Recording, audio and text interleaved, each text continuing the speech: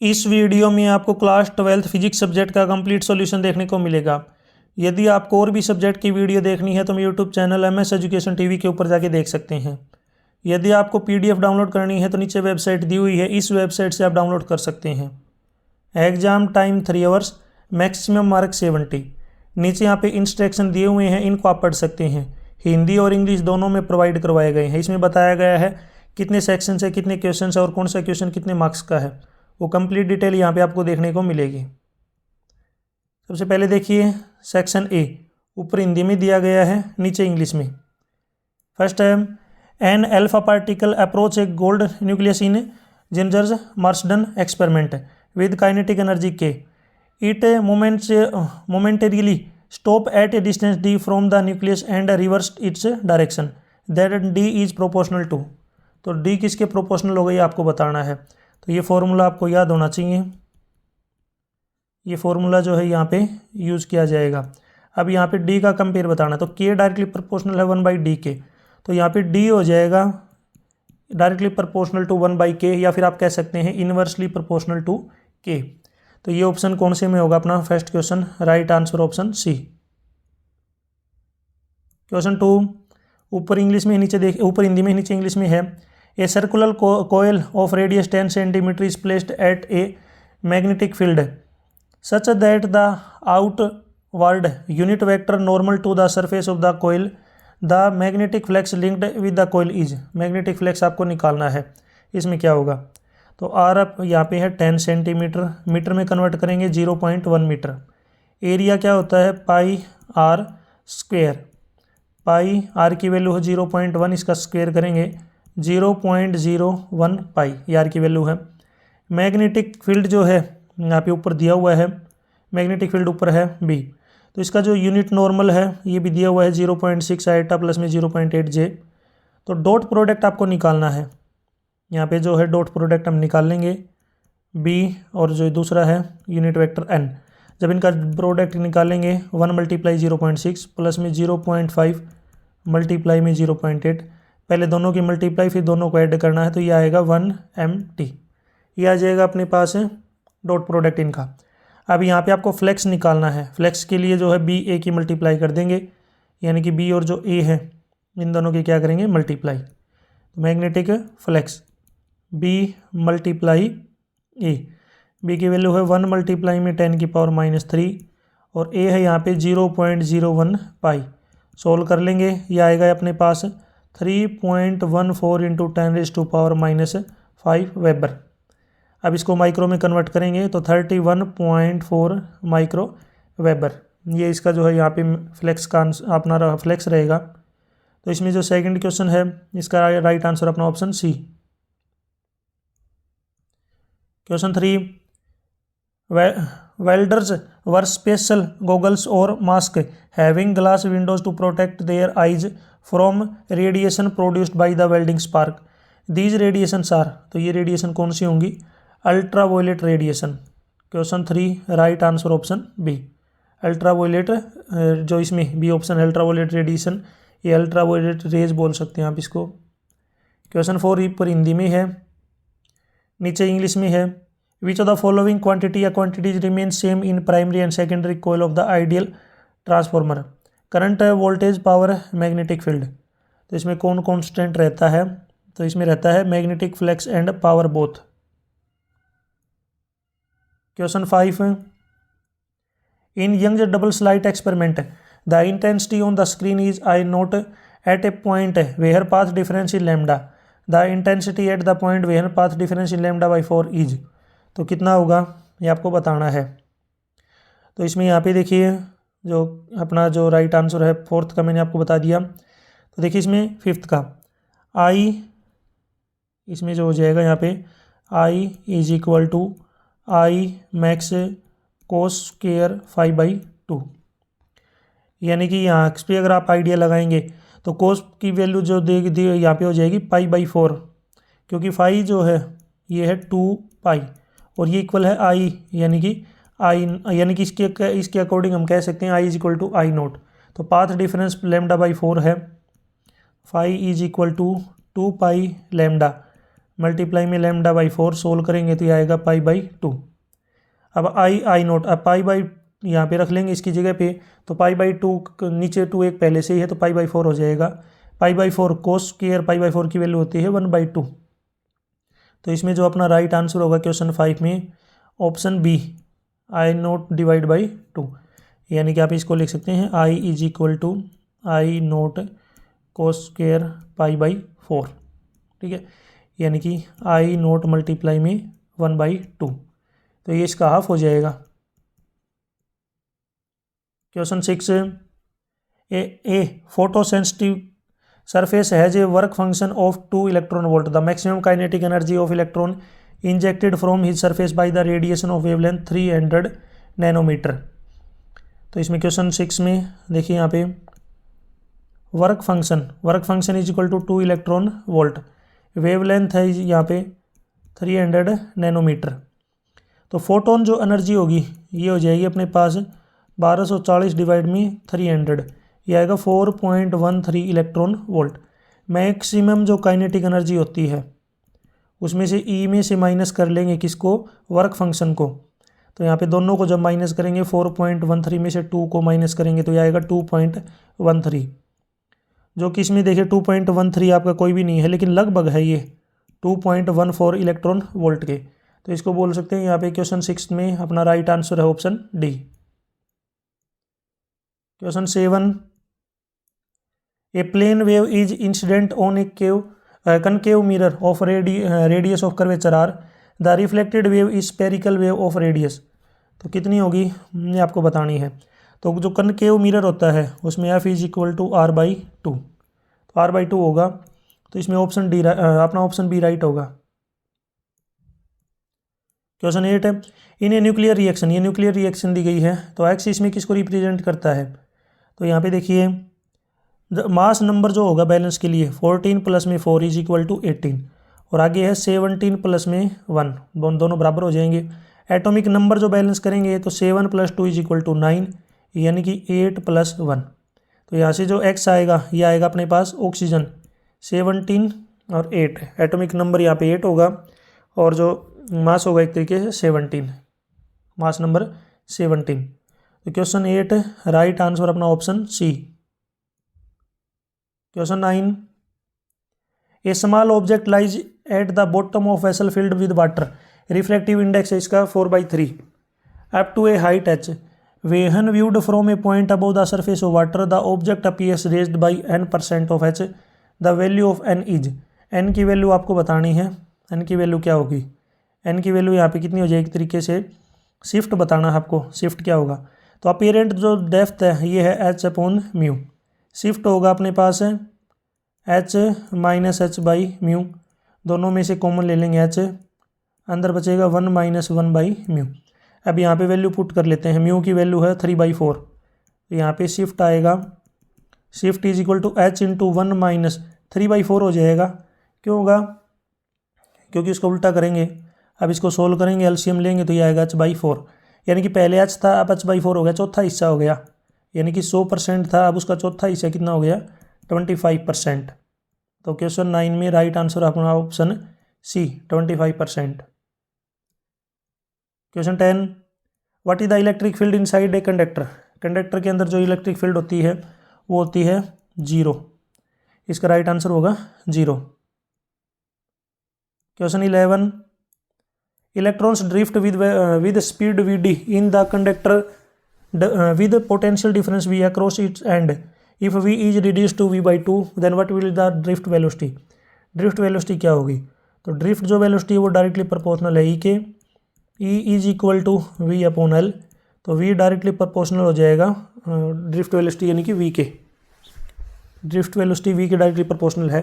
यदि वोल्टेज को हाफ कर दे, अगर वोल्टेज को हाफ करेंगे तो जो ड्रिफ्ट वेलोसिटी ये भी आधी हो जाएगी। तो आप कह सकते हैं जो ड्रिफ्ट वेलोसिटी है क्या हो जाएगी, ड्रिफ्ट /2, ये भी हाफ होगी। तो क्वेश्चन 11 राइट आंसर अपना क्वेश्चन 11 में drift velocity /2। Question 12, out of 7x3 and 4y3 which one is more stable, इनमें से स्टेबल कौन सा है। तो इसमें जो स्टेबल है ये अपना 7x3, क्यों स्टेबल है, क्योंकि lower mass number nuclei generally have the higher binding energy per nucleon. 13 the semiconductor behaves as an insulator at dash. किस टेम्परेचर के ऊपर जो है ये सेमीकंडक्टर होते हैं वो इंसुलेटर की तरह बिहेव करते हैं, वो करते हैं 0 केल्विन। 0 केल्विन को हम क्या बोलते हैं? Absolute zero. इसको बोलते हैं एब्सोल्यूट जीरो। इसका राइट आंसर होगा यहाँ पे। नेक्स्ट है अब क्वेश्चन 14। ठीक है, क्वेश्चन 14 आप मुझे कमेंट सेक्शन में बताएंगे बेस्ट यानी कि गुड कंडक्टर कौन है, सबसे गुड कंडक्टर ऑफ, यानी कि सभी मेटल के अंदर सबसे गुड यानी बेस्ट लिख लीजिए, बेस्ट कंडक्टर ऑफ इलेक्ट्रिसिटी कौन है? ऐसा कौन सा मेटल है जो सबसे बेस्ट कंडक्टर है इलेक्ट्रिसिटी का? Question 14 the capacitance of a parallel plate capacitor having a medium of dielectric constant K is four in between the plates is C. If this medium is removed then the capacitance of the capacitor become. तो capacitance कितना हो जाएगा? के की value है 4, सी is equal to के सी note. जब dielectric अगर रिमूव कर दिया जाए तो सी नोट जो है ये हो जाएगा C/4। तो क्वेश्चन 14 में राइट आंसर होगा C/4, ब्लैंक में लिख देंगे। Question 15 dash illustrate the particle nature of light. कौन करता है पार्टिकल नेचर ऑफ लाइट को? ये है photo electric effect proves the particle nature of light. Next है क्वेश्चन 16 to 18। ये आपके असर्शन रीजन क्वेश्चन दिए गए हैं, इसमें आपको बताने हैं कौन से स्टेटमेंट सही हैं, कौन सी यहाँ पे गलत है, या फिर इनका आपस में क्या रिलेशन है, ये आपको यहाँ पे बताना है। पहला है अगर दोनों सही है और करेक्ट एक्सप्लेनेशन है तो आपको ऑप्शन ए चूज करना है।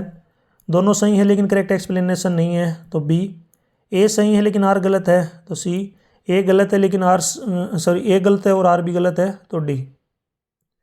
इसमें फर्स्ट क्वेश्चन है अपने पास 16 का। असर्शन है silicon is preferred over germanium for making semiconductor device. तो पहली स्टेटमेंट यहाँ पे क्या है? ट्रू। रीजन है the energy gap for germanium is more than the energy gap for silicon. Second statement गलत है, तो इसमें राइट आंसर होगा अपना 16 का right answer option C. A true but R false, तो इसमें सी ऑप्शन राइट है। 17 असर्शन है the magnetic field produced by a current carrying solenoid is independent of its length and cross sectional area. First statement यहाँ पे है true. Reason है the magnetic field inside the solenoid is uniform, ये भी सही है लेकिन ये करेक्ट एक्सप्लेनेशन नहीं है, तो इसमें जो क्वेश्चन 17 में राइट आंसर आएगा ऑप्शन बी। यानी कि असर्शन भी सही है, रीजन भी सही है लेकिन करेक्ट एक्सप्लेनेशन नहीं है, इसलिए बी ऑप्शन राइट। 18 असर्शन है work done in moving a charge around a closed path in an electric field is always 0। First statement true. Second है electrostatic force is a conservative force, ये भी true है और ये इसकी correct explanation है, तो इसमें राइट आंसर हो जाएगा अपना ऑप्शन ए। यानी कि दोनों स्टेटमेंट सही हैं और करेक्ट एक्सप्लेनेशन भी है। नेक्स्ट है section B. Question 19 how are infrared wave produced, why are these waves refer to a heat waves? Answer infrared waves are produced by the hot bodies and vibration of molecules. They are preferred as heat wave because they are readily absorbed by water molecules and increase their thermal energy or heat them. इसी की ओर में है how are X ray produced, give any two usages of these.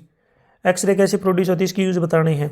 वेहन fast moving electron strike a heavy target like tungsten X rays are produced. इनका use है to study crystal structure to use a diagnostic tool in medical. आप मुझे comment section में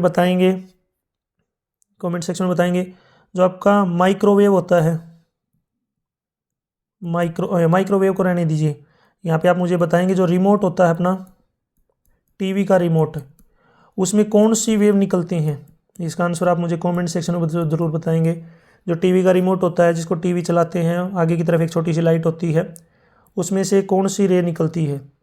question 20 the power of thin lens is +5 dioptre when it is immersed in a liquid it behave like a concave lens of focal length 100 cm.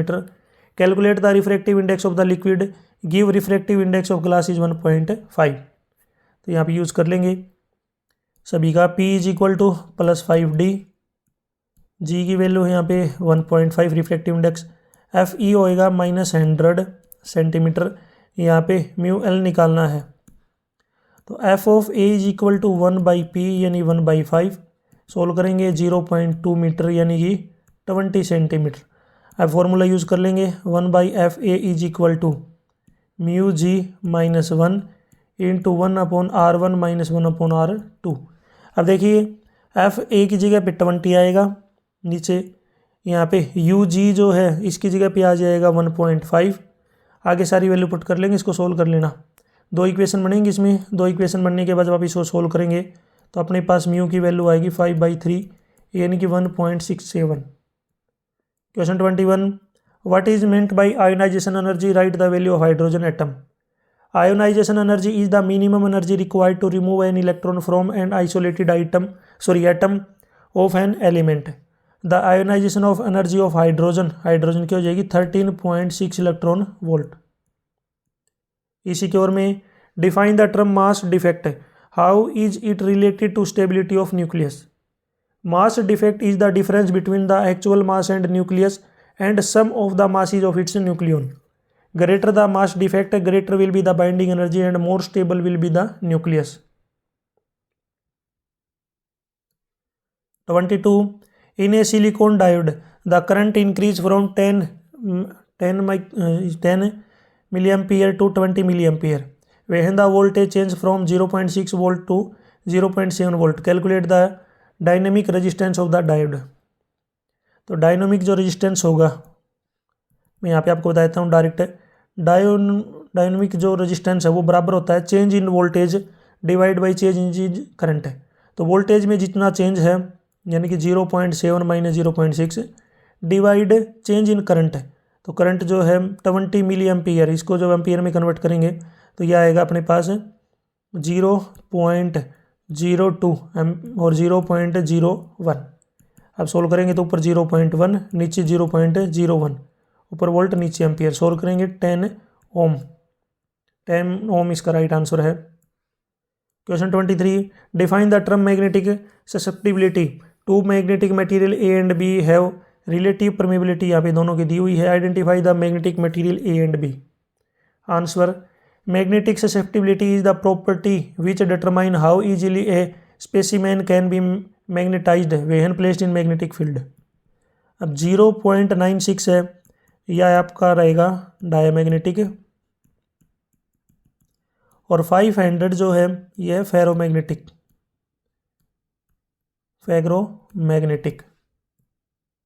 Question 24, state Gauss law of electrostatic and prove it. इसका answer है the total flux associated with a shield surface equal to 1/ε0 time and charge encompassed by the closed surface। अब इसमें यहाँ पे आप direct लिख सकते हैं E is equal to 1/4πε0 Q upon r² multiply में 4πr²। या आप कह सकते हैं flux is equal to Q upon ε0। 25, how does resistance differ from impedance. Resistance is opposition offered to both alternative current and direct current, while impedance is the opposition offered to alternate current only. Second, resistance is independent of frequency of source while impedance depends on the frequency. Next, section C. Question 26.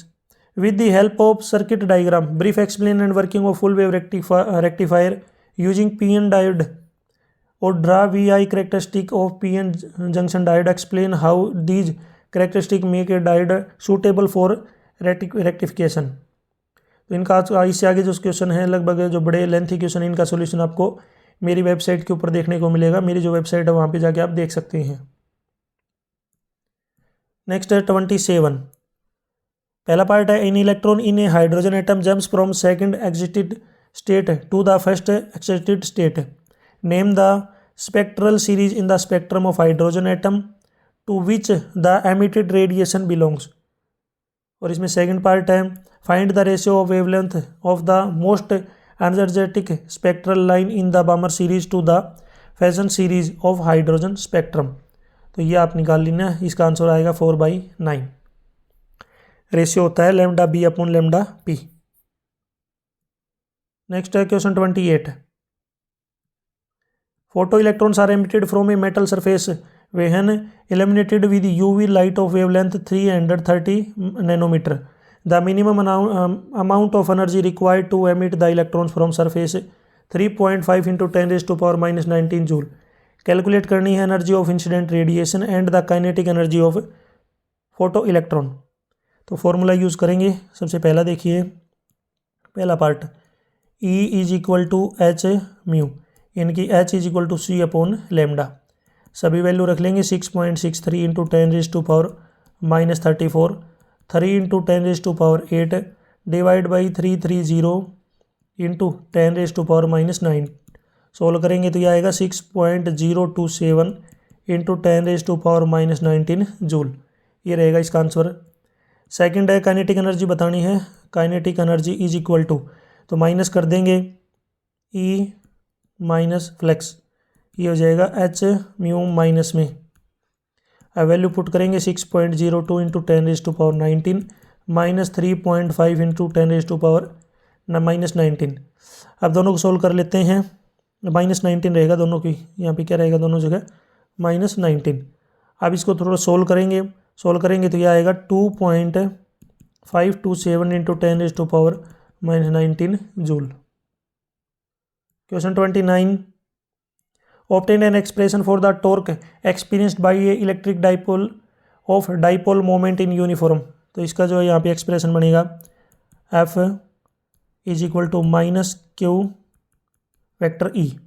Second है what will happen if the field were not uniform, क्या होगा। और इसका थोड़ा सा आगे जो और भी कर लेते हैं, इसका टॉर्क इज इक्वल टू, ये इसका कंप्लीट आंसर रहेगा। तो क्या होगा सेकेंड पार्ट में, field wave not uniform. If the electric field is non-uniform, the dipole experience a translatory force as well as torque. इसी की ओर में है two identical capacitor of 12 pf each are connected in series across a battery of 50 volt. How much electrostatic energy is stored in the combination? Find the charge drawn from the battery. तो ये solve करना लेना आपको। Question 30। Use Kirchhoff rule of to determine the current flow through the branch of MnTOSP in the current shown in the figure. ये निकालना है, तो यहाँ पे सोल्व करेंगे। जब आप इसको निकाल लेंगे तो Mn जो है यहाँ पे आएगा 4 एम्पियर, TO आएगा 0 एम्पियर और SP आएगा 4 एम्पियर। सोल्व कर लेना इसको। नेक्स्ट है सेक्शन D, इसमें केस स्टडी क्वेश्चन है। अगर आपको कंप्लीट सॉल्यूशन चाहिए मेरी वेबसाइट के ऊपर मिल जाएगा, वहाँ पे जाके आप देख सकते हैं। 31 ऊपर यहाँ पे हिंदी में दिया गया है, नीचे देखिए इंग्लिश में। इसको आपको पढ़ना है, इससे रिलेटेड जो क्वेश्चन पूछे गए हैं उनके आंसर आपको देने हैं। इसमें फर्स्ट क्वेश्चन दिया है चूज द इनकरेक्ट स्टेटमेंट, गलत स्टेटमेंट कौन सी है। तो इसमें गलत स्टेटमेंट होगी the graph between the potential difference between the two terminal of cell and current I through it is a straight line with a negative loop. तो first में डी ऑप्शन राइट है।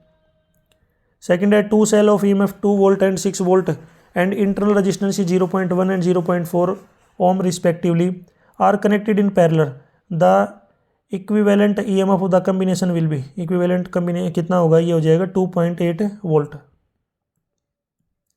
थर्ड है dipped in the solution the electrode exchange charge with the electrolyte, the positive electrode develops A potential and negative electrode develops A potential relative to the electrolyte adjust to it when no current is drawn from the cell then। तो इसमें क्या होगा यहाँ पे E is equal to V plus plus V minus less than 0। Question 4 में पहला part 5 identical cell each of EMF 2 volt and internal resistance 0.1 are connected in parallel. This combination is connected to an external resistance 9.98. The current flow through the resistor is, current कितना flow होगा, ये होगा 0.2 ampere. इसी की ओर में B part है potential difference across a cell in the open circuit is 6 volt, it become 4 volt when a current 2 ampere is drawn from it, the internal resistance of the cell is, ये होगा 1 32, ये भी आपका case study question दिया गया है, इसको आपको पढ़ना ऊपर हिंदी में है, नीचे इंग्लिश में आप इसको पढ़ सकते हैं। इसमें फर्स्ट है डिफाइन टर्म कोहेरेंट सोर्सेज क्या होते हैं। Coherent sources of light which continuously emit light of same wavelength, same frequency and same phase. Second, write the condition of the path difference under which constructive and destructive interference occur in Young's double slit experiment. तो इसमें आ जाएगा x is equal to n lambda constructive interference में, और दूसरा destructive में x is equal to 2 1 plus में 1 lambda by 2। Third, draw the diagram to show cylindrical wave front, और इसी के ओर में है state the condition that must be satisfied और two light sources to be coherent. Fourth part है what happens the interference pattern when two coherent sources are far apart from each other. क्या होगा, when D is very large, fringe width with decrease और can not seen separately. Section E, question 33, derive and expression for the force between the two long straight parallel conductor carrying current in the same direction, define 1 ampere, और इसी की ओर में है explain principle construction and working of moving coil galvanometer by drawing its diagram. Question 34, what is total internal reflection, state the essential condition for the phenomenon of total internal reflection to take place, explain briefly with the help of necessary diagram how the phenomenon of total internal reflection is used in optical fibre. इसी की ओर में state Huygens principle using Huygens construction, explain refraction of a wave plane wave by plane surface.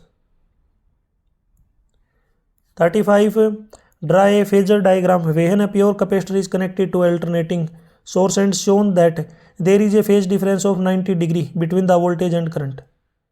Second part, write down the Faraday's law of electromagnetic induction, और इसमें last part है what is AC generator with the help of circuit diagram, explain its principle and working.